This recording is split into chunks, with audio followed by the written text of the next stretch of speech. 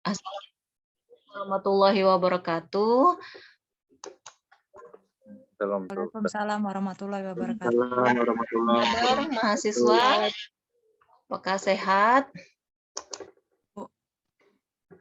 Ya, sehat semua ya. Mudah-mudahan kita selalu diberikan kesehatan supaya bisa menjalankan aktivitas seperti biasa ya di masa pandemi seperti sekarang.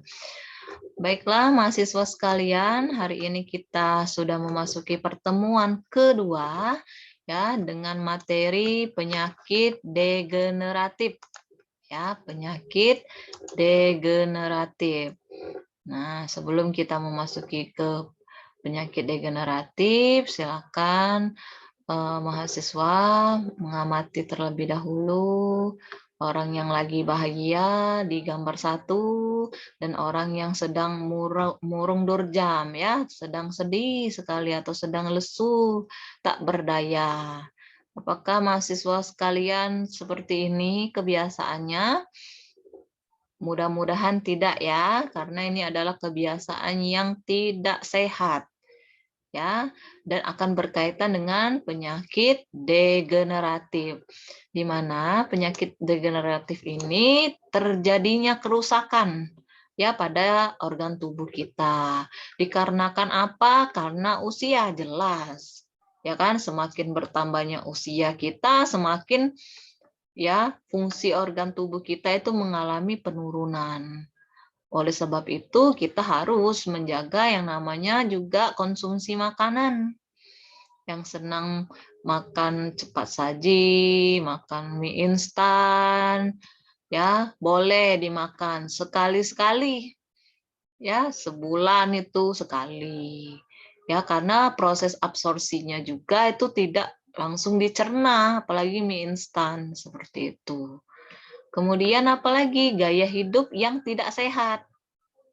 Walaupun di masa pandemi seperti sekarang, ya kita janganlah merubah gaya hidup kita sudah sehat. Ya kan, dulu sering berolahraga, sering jogging, sering jalan, sering berenang. Gara-gara kita harus di rumah terus, ya belajar di rumah, apa-apa di rumah, sehingga kita gaya hidupnya berubah 100 derajat langsung, jadi tidak sehat. Artinya kamu siap, welcome to penyakit degeneratif in my life, misalnya. Ya enggak? Nah, menurut WHO, kita lihat dulu, ternyata ada 4 jenis penyakit degeneratif. Yang pertama itu penyakit kardiovaskular, jantung. Ingat ya, jantung ini kita bisa terkena itu karena kebiasaan kita dari muda. Di usia 30 nanti ya kita merasakan nyeri yang sangat dahsyat di bagian dada kita, penyakit jantung. Jadi bukan kalau sudah koroner itu artinya sudah riskan sekali ya. Ada juga kan yang pemasangan ring di jantung. Pernah nggak dengar seperti itu? Pernah ya? Pasti pernah kan? Kayak gitu. Nah, itu berarti sudah apa ya? Sudah parah sekali kalau sudah dipasang ring cincin di jantung kita supaya bisa membantu kita juga gitu. Gunanya pemasangan ring cincin pada jantung ya. Dan stroke. Nah, stroke ini kejadiannya sangat cepat sekali. Sangat cepat. Ya, hari ini kita terserang stroke, stroke itu dibagi juga, ada yang stroke ringan, sedang, dan berat. Nah, kalau kita masih muda bisa itu kena stroke. Nanti kalau sudah usia bertambah, sudah menuju usia lanjut usia itu stroke ini ya bisa kita lihat misalnya dari raut muka kita, bibir kita apa kayak gini ya, miring gini. Nah, itu kenapa? Karena kita masih muda tadi. Stroke, serangan mendadak. Benar nggak? Nah, oleh sebab itu, untuk penyakit degeneratif, ya ada 4 utamanya tadi, dan menurut teori dari Remkel ada 4 komponen, di mana ya terjadinya peningkatan pada era sekarang ini dikarenakan tingginya usia harapan hidup masyarakat dengan pola hidup. Ya, pola hidup, makan makanan cepat saji, kemudian tingkat stres. Hindarilah stres yang berlebihan. Ya, dengan aktivitas kita yang cukup padat. Apalagi mahasiswa sekalian yang kuliahnya dari hari Senin sampai hari Jumat full.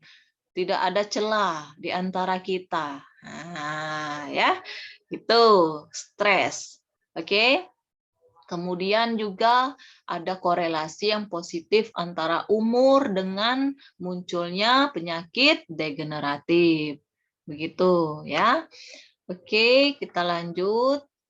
Nah, ternyata ada dua nih.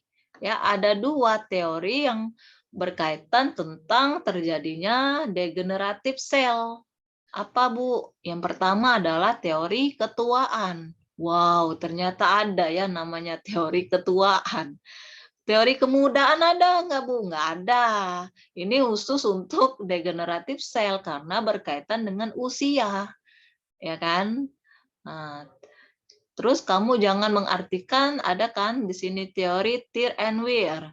Ya, tear itu apa, Bu ya? Cari. Bukan, karena ini satu rangkaian. Jadi bahasa Inggris itu tidak bisa diartikan kata per kata begitu ya. Dan juga teori antioksidan. Kita sudah pernah mempelajari tentang radikal bebas. Di mana radikal bebas ini sering sekali kita jumpai pada sinar matahari di atas pukul jam, ya pukul dan jam sama aja ya, di atas jam 11 gitu, 11 ke atas. Jam 10 itu sudah jam maksimal kalau kamu mau berjemur. Ya, waktu yang pas dari pagi mulai munculnya sinar matahari jam 7 biasanya ya. Tapi menyesuaikan juga tempat kita tinggal begitu. Jam 7, jam 8, 9, 10. 10 lewat dikit masih bisa lah, tapi kalau sudah jam 11 ke atas, bukan lagi sehat kita, Nak. Sudah terpapar namanya radikal bebas. Kemudian asap rokok, yang orang tuanya merokok, yang kamunya perokok, yaitu juga ternyata salah satu indikator radikal bebas asap rokok, polusi udara, ya kan? Yang sering bermotor, ya. Kemudian yang bawa mobil masih tetap kena karena kita memang aktivitas kalau di luar rumah ya mau tidak mau pasti kita di suasana seperti itu ya, terutama polusi udara dan juga stres. Jadi dari paparan radikal bebas inilah yang menimbulkan ya terjadinya degenerasi. Degenerasi ini adalah perubahan dari fungsi tubuh kita ya, dari sel-sel tubuh kita seperti itu. Nah, ingat ya, karena kita orang penjas, sekali lagi Ibu tanamkan ya, kita harus membangun gaya hidup kita sendiri nih, nggak bisa orang lain membentuk kita ya, kita sendiri yang membuat hidup kita itu sehat. Mau style gimana ya, healthy style untuk life ya, untuk panjang umur kamu atau apa itu yang menentukan diri kita sendiri, bukan orang lain, bukan orang tuamu, ibu, bapakmu, bukan, tapi diri sendiri. Mau panjang umur atau mau di masa mudanya banyak menimbun penyakit, kamu sendiri begitu ya.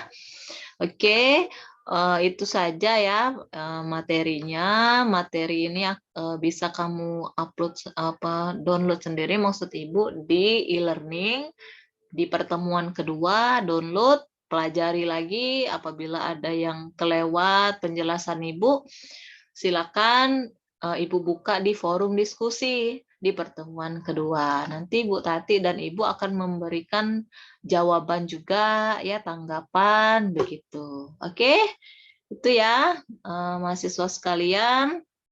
Jadi kita batasi saja untuk pemberian materinya Ibu sama Ibu Tati untuk penggunaan e-learning itu khusus untuk sesi tanya jawab. Begitu ya. Oke, apabila ada yang Oke, ingin Bu. ditanyakan, ya Nabila, silakan bertanya di e-learning saja di forum diskusi ya. Itu saja materi kita pada hari ini. Semoga mahasiswa sekalian memahami apa yang sudah disampaikan. Ibu akhiri ya, mohon maaf apabila ada salah-salah kata. Wassalamualaikum warahmatullahi wabarakatuh.